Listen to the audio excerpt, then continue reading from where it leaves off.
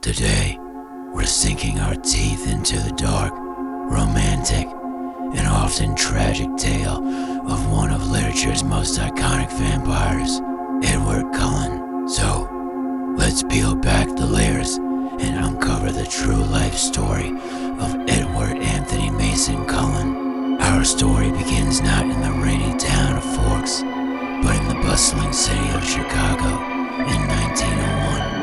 Edward Anthony Mason Jr. was born into a world of privilege. His father was a successful lawyer, and his mother, Elizabeth, was a deeply loving woman who doted on her only son. Edward was a gifted young man with a soul stirred by music and a strong sense of honor. He could play the piano with a melancholy grace that captivated anyone who would listen. At 16, with World War I raging across the ocean, he dreamed of enlisting, driven by a youthful desire to serve his country. His mother, while hating the idea of war, couldn't help but admire his noble spirit. In the summer of 1918, the Spanish influenza swept through Chicago like a phantom, turning lively streets into silent processions of the sick and dying. Edward was just 17 when the pandemic claimed his family. His father, a strong and vibrant man, was gone in days. Edward stayed by his mother's side, nursing her until he, too, succumbed to the raging fever. In a crowded hospital, on the brink of death, a gentle doctor with strange, golden eyes tended to them. This was Dr. Carlisle Cullen. As Elizabeth Mason took her final breaths, she grasped Carlisle's hand and made a desperate plea. "Save my boy. Whatever it takes." Carlisle, a vampire who had spent centuries in hiding, understood her words not as a mother's delirium, but as a call of destiny. As Edward's life faded, Carlisle carried him from the ward, deep into the shadows, to give him a different kind of life. That night, Edward Mason died, and in a blaze of unimaginable pain, he was reborn. Carlisle's bite sent vampire venom coursing through his veins, a 3-day agony that felt like being burned alive. When he finally awoke, the world was different. It was silent, yet deafeningly loud. He was impossibly strong, impossibly fast, and cursed with an agonizing thirst. His eyes, once green, now burned crimson. But his greatest and most isolating new gift was telepathy. He could hear the thoughts of everyone around him, a constant, overwhelming flood of noise. Carlisle became his guide, his creator, and the father he had lost.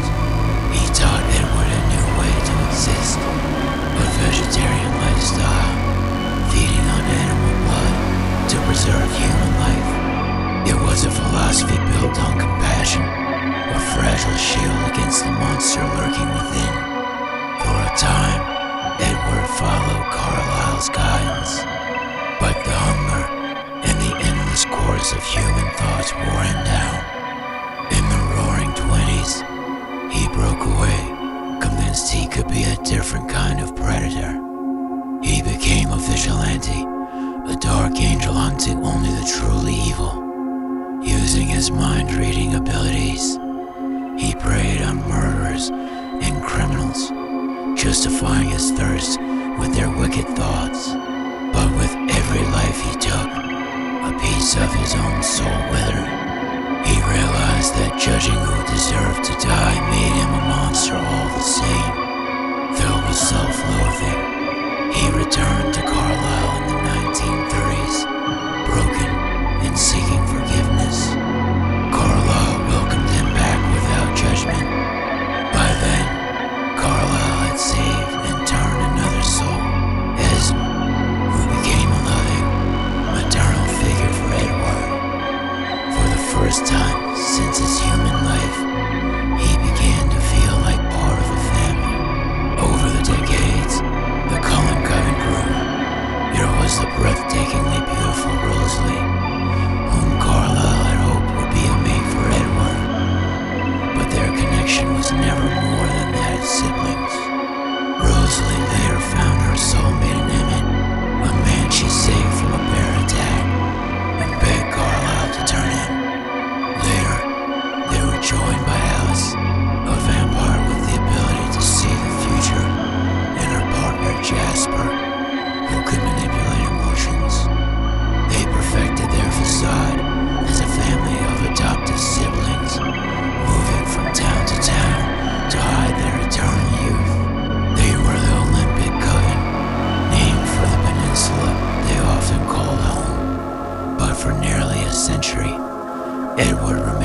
isolated in his own mind, a solitary figure in a loving family.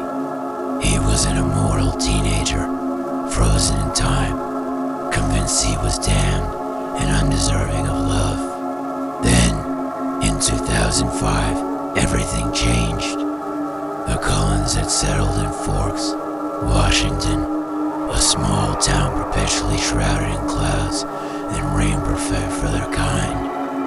It was there, in a mundane high school biology class, that Edward's century of silent monotony was shattered. Her name was Bella Swan. She was clumsy, quiet, and utterly human. And her scent, her blood sank to him, a siren's call that nearly drove him to madness. For the first time, the self-control, civilized vampire was overwhelmed by a primal, predatory urge to kill. And yet, he couldn't stay away. He was drawn to her, not just by the scent of her blood, but by the silence in her mind. For the first time, he encountered a person whose thoughts he couldn't hear. She was a complete mystery. His protector instincts took over, and against all reason, he fell deeply, irrevocably in love. When she confronted him with the truth, "I know what you are," he expected her to run.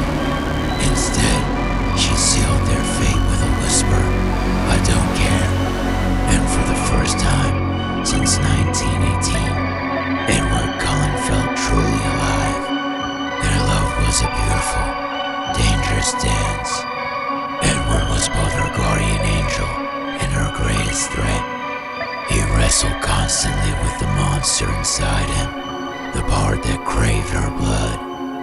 Their bliss was short-lived when a tracker vampire named James became obsessed with hunting Bella. Now, Edward Cullen must face his darkest instincts to save the only human he's ever loved. Edward and his family fought fiercely to protect her, a battle that left Bella with a venomous bite. In a moment of supreme control, Edward had to suck the venom out of her system without draining her dry. Haunted by the danger he brought into her life, he made the devastating choice to leave her, believing she would be safer without him. But his absence only plunged Bella into a deep depression. A series of misunderstandings led Edward to believe Bella had died, and unable to live in a world without her.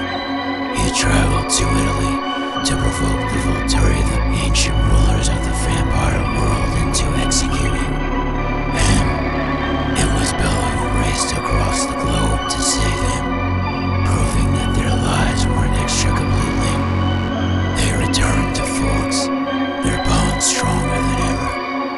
Knowing he could never leave her again, Edward proposed, and Bella accepted. They were married in a beautiful ceremony, a brief moment of peace in their chaotic world. But their honeymoon brought an impossible miracle. Bella became pregnant. The half-human, half-vampire child grew at an unnatural rate, draining Bella's life away. In her final moments, as her heart began to fail, Edward was forced to make the ultimate choice to save her. He bid her, just as Carlyle had once done for him. Bella died as a human and was reborn as one of his kind. When Bella's eyes opened, crimson, eternal, she looked incredibly beautiful, unbreakable, immortal. Their daughter, Renesmee, was a wonder. She had a beating heart, warm skin, and a unique gift, the ability to share her thoughts through touch. For Edward, whose telepathy had always been a curse, his daughter's mind was a beautiful, welcome gift. But Renesmee's rapid growth was misinterpreted by outsiders, sparking a rumor that she was a forbidden immortal child. The Volturi, enforcers of vampire law, prepared to descend on Forks to destroy the entire Cullen family. United, Edward and his